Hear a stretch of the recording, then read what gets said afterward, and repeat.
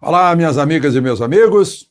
O destaque de hoje é um artigo sensacional do Procurador-Geral da República, Augusto Aras, publicado na Folha de São Paulo. Mas antes, vamos falar sobre o dia de hoje, né? Esse é o ponto alto desta terça-feira, dia 17 de agosto, dia do pão de queijo. Pão de queijo, trem bom. Todo mundo diz que nasceu em Minas, mas já se espalhou pelo país, né? Polvilho, raspa de queijo, leite, e dá essa delícia, que acompanha qualquer café. Maravilha. Tradição mineira, chega a dar água na boca, né? Eu acho que você está com água na boca também, pensando naquele pão de queijo bem crocante, quentinho ainda, aquela crosta em cima. Meu Deus. E hoje também é dia do patrimônio histórico. Eu falo nisso porque há países que deixam queimar o Museu Nacional, né? Lá na Quinta da Boa Vista. Que coisa incrível. Como é que pode uma coisa dessa com todo o acervo? Incrível. Olha, vou dizer uma coisa para vocês. Pegar a Alemanha, bombardeada na Segunda Guerra. Eu conheço Dresden, que foi zerada. Pegaram as fotos de Dresden antes do bombardeio e refizeram a cidade. Está lá a ópera, a igreja de Santa Maria, tudo. Foi refeito. O Bonn, uma belíssima cidade, foi capital da Alemanha Ocidental. Foi refeito.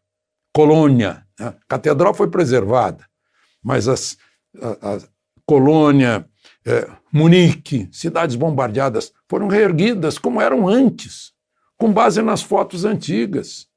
Pegaram o mesmo material, as pedras foram empilhadas de novo. Agora, aqui no Brasil, a gente acha que é velho e vai destruindo para botar um caixote no lugar de uma bela arquitetura que relembra, né, que lembra as raízes de uma cidade, o passado da cidade, a história da cidade, a alma da cidade. Eu digo isso porque eu briguei muito lá na minha cidade e agora há uma consciência de preservação da arquitetura de outros tempos, né, de períodos dourados da cidade. Rio de Janeiro, olha a riqueza que é o centro do Rio de Janeiro, a beleza que é, e eu vejo quando eu andei aproveitando o fim de semana pelas igrejas do Rio de Janeiro abandonadas. Está havendo agora uma consciência, né? A consciência da beleza urbana. Beleza urbana não é feita por caixotes de concreto, não. Os prédios de concreto também têm que ser obras de arte, mas não podem substituir a história. Bom, vamos em frente. Se você ainda não se inscreveu, una-se a nós e não esqueça ao final de dar o seu like ou o seu dislike.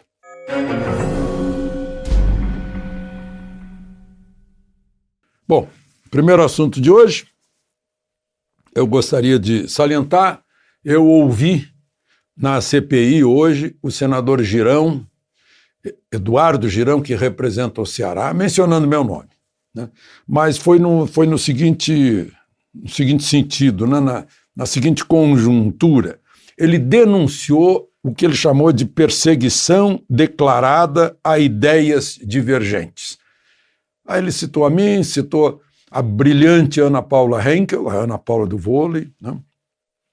Citados lá, usaram o nosso nome lá na CPI, e para falar do ato de hoje, do TSE, que, através do ministro Barroso, pediu às plataformas de redes sociais que não paguem, né, ou que informem o que estão recebendo certos blogs. Ele disse que por opiniões divergentes. Ele citou expressamente a Bárbara, do Te Atualizei, que é de uma inteligência brilhante, É um prazer ouvir a Bárbara, né? Eu, inclusive, me uni já no hashtag, né, que eu apoio, te atualizei, né? Imagina, isso é macartismo de um lado, é coisa soviética, né? É incrível, né? Eu tuitei lá, até vou ver quanto é que eu tuitei faz poucos minutos. Nesse momento são 7 da noite e eu tuitei faz 40 minutos e está com mais de 50 mil visualizações. Eu tuitei o seguinte: Constituição, artigo 220, parágrafo 2º. É vedada toda e qualquer censura de natureza política, ideológica e artística. Bom, se a gente não ficar ao lado da Constituição, né? Agora, a Constituição precisa ser obedecida, né? Aliás, a Bárbara deve estar agora no Pingo nos Is, né? Que é um humor muito fino. E o que demonstra isso? Eu vi manifestações de juristas, né? É o TSE assumindo a tutela sobre o que você pode ouvir ou não pode ouvir. É uma coisa incrível. Eles alegam que são notícias falsas. Agora tem que comprovar, demonstrar a materialidade. Isso aqui é falso. Eu não sigo ninguém que ponha notícia falsa. Não sigo. Eu me recuso a ser enganado. Então eu não sei desses outros aí, não sei, né? Mas a Bárbara, nunca vi notícia falsa na Bárbara. Mas eles estão decidindo o que é falso. É o que contraria a opinião que eles acham que é a correta. É aquela imposição, velha imposição soviética, né? E é a censura prévia, que está proibida pela Constituição, né? Em que o ofendido não é nem juiz, é justiceiro. O ofendido, que se acha vítima, vira justiceiro. É isso que a gente está vendo.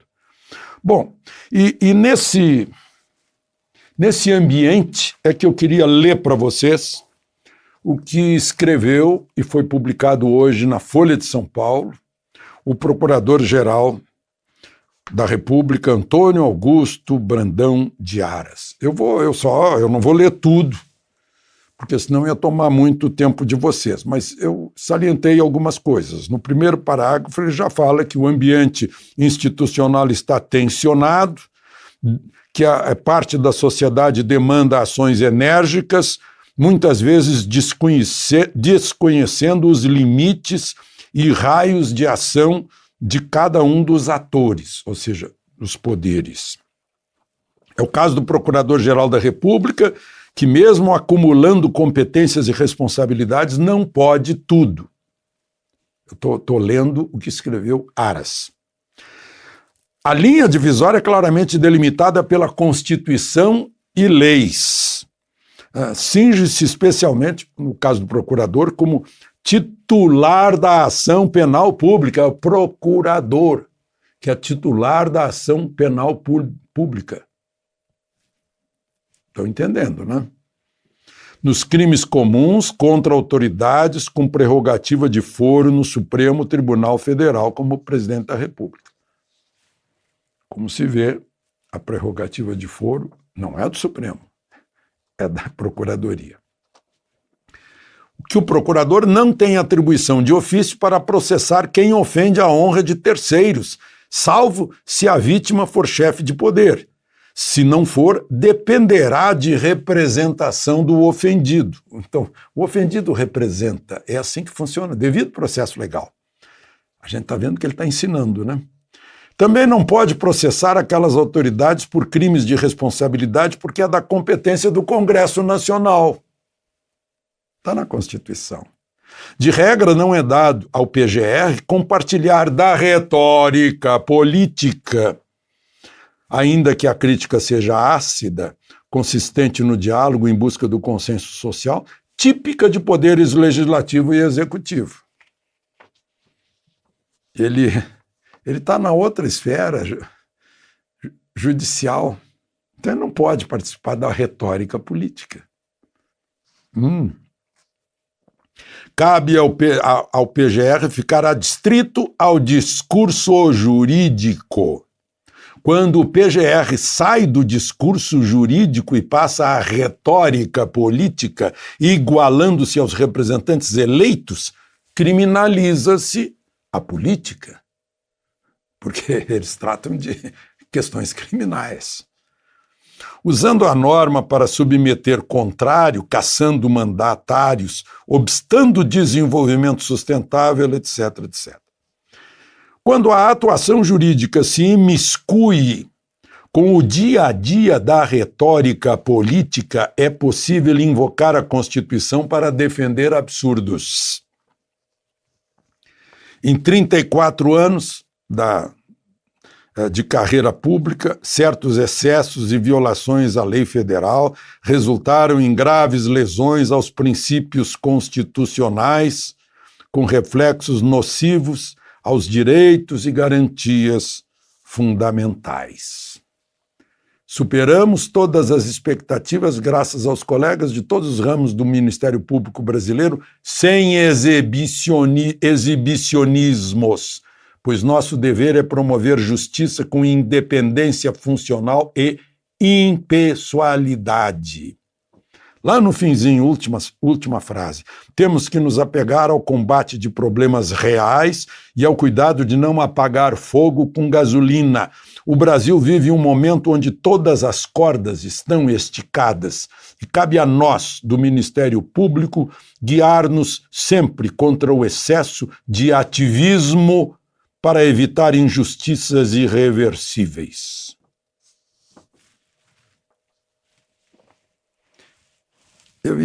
Eu tinha outras coisas para falar, mas tenho que terminar com isso. É para todos lermos, até imagino que o Supremo já tenha lido e refletido bastante sobre isso. Foi uma aula de cidadania, equilíbrio, Constituição. De Brasília, Alexandre Garcia.